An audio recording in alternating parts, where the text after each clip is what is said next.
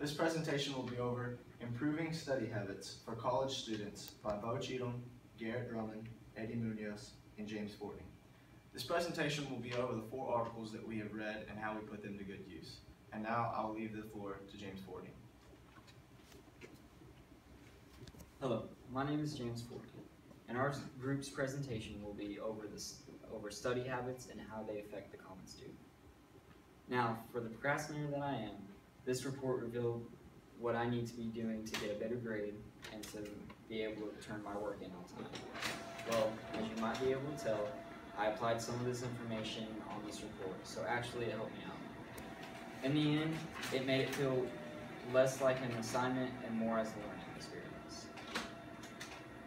All of our articles we research are on study habits and how, but they are subcategories that are all connected. We research articles about the effectiveness of exposure to study techniques on college students, how textbook usage and study habits leads to success, variations in study patterns among college students, and finally, what are we without a good nutritional standing point? We got an article on a pilot study to increase fruit intake among college students. Now, who can go without some good old-fashioned food facts that actually have improved your work, right? Now, we have found that the majority of students who study have good study habits score higher academically than one who doesn't. According to the article, Effectiveness of Exposure to Study Techniques on College Students' Perceptions done by East Texas State University. Research studies have shown that when college students were given counseling or instructions on study habits, they reported an increase of higher scores obtained in the academic courses. We learned that does studying really help, or is goofing off better? Well, studying actually helps if you're able to apply it, and this means that you're gonna have to spend over an hour or two studying, or else it's just not gonna work. Because studying is the going over of information based on what your classes are, and goofing off is just not better. So, but research studies have shown that when a college student was given counseling or instructions on study habits, they reported an increase of higher scores obtained in their academic courses. Is candy, monsters, and sugar good for your studying, or is fruits and vegetables better? Well, we learned that eating enough servings of fruits and vegetables can give you viable amounts of energy that most college students need. In an article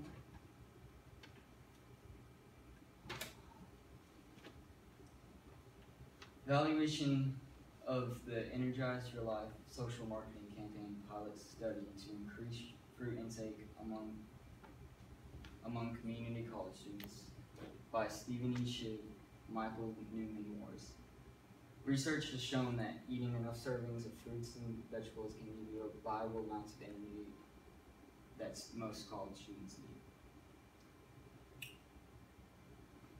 How often do students use their textbooks to study? How many hours do seniors actually study? Okay. In an article, an exploratory analysis of textbook usage and study habits by DePaul University,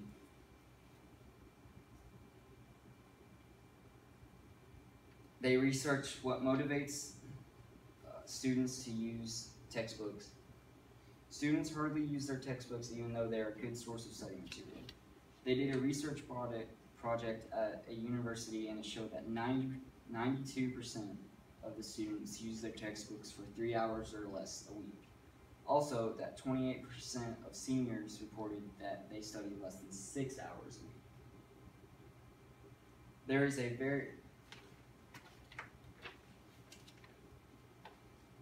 study patterns among college students. Some make study strategies that require personalized study skills, while others create a well-designed schedule. There is a variation in study patterns among college students. Some study strategies that require personalized study skills, while others create a well-designed schedule. The main part of these study patterns is time management. For most, this is a difficult task, but you can manage your time by creating a schedule. How do students study mathematics? Is it repetition of a math problems, or is it visual, vocal, or both? One can use the study habits that we have gone over in this report on mathematics by managing time wisely and practicing the problems multiple times. Some people are visual learners that require a more visual approach that can be done by models and rewriting the problems and equations. Others are sound learners who need a voice to learn about the problem, who can use tape recorders or read it to themselves over and over.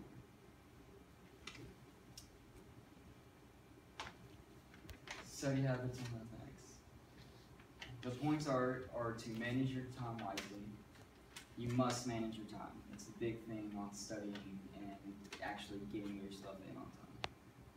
Practicing the problems multiple times. This helps, and it becomes a subconscious repetition that has been imprinted in your head. So if you go over a problem multiple times, you're going to learn that problem, and then you're going to learn how it works. It is both visual and vocal study. When a teacher presents an example to their students and then explains it how it's done, it's both.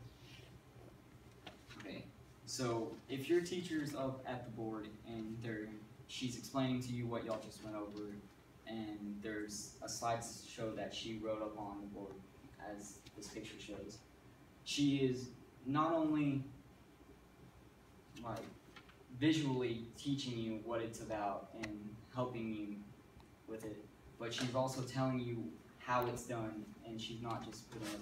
So if you're a visual learner, that whiteboard's going to help you a lot. If you're a sound learner, their speech that they're talking to you about is more better for you, and you might need to record it. Thank you for watching and listening to our presentation on how study habits affect common students.